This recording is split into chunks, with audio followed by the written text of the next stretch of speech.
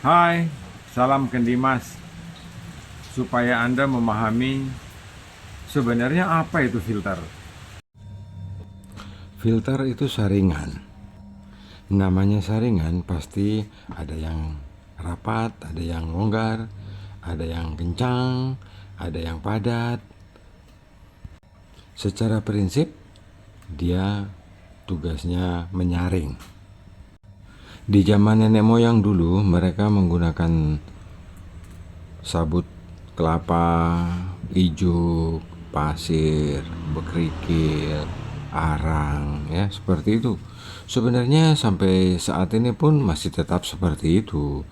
Hanya bedanya kalau dulu itu mereka pakai tanah liat atau gentong dari tanah liat, atau kemudian pakai drum, mereka isi saringan-saringan itu ke dalam. Lalu dituangkan airnya dan dibiarkan airnya itu menetes pelan-pelan supaya hasilnya jernih. Tapi di masa sekarang ini gentong, drum mereka sudah tidak pakai lagi. Yang mereka pakai itu tang atau tangki, istilahnya seperti itu. Ya. Dan tangki ini supaya jalannya kencang dipompa.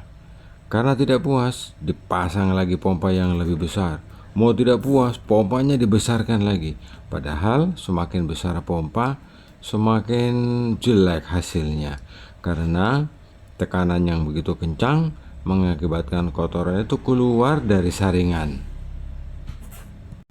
Nanti kalau kotoran sudah keluar dari saringan, masuk ke tempat penampungan yang biasanya mereka bilang toren itu. Nanti kalau sudah masuk di toren, airnya kuning, baru tanya lagi, kenapa air kuning? Padahal tidak sadar, tadi itu dorong dengan pompa yang besar sampai kotoran yang harusnya tertahan di filter, terdorong semua keluar, ya masuk ke penampungan tadi itu. Kemudian dari tempat penampungan yang sudah tahu itu nanti ada karat, ada kapur, dorong lagi dengan pompa yang lebih kencang karena tidak puas. Mereka isi galon 1 menit 1 galon dan itu bangga. Padahal nanti tinggal saja berapa lama air dalam galon kuning atau hitam, atau di dasar galon ada yang terbang-terbang atau ada kotoran, mengeluh lagi. Padahal itu sebabnya karena alat tidak kuat, pompa besar menimbulkan masalah. Seperti orang-orang biasa bilang itu, nafsu kuat tapi tenaga kurang.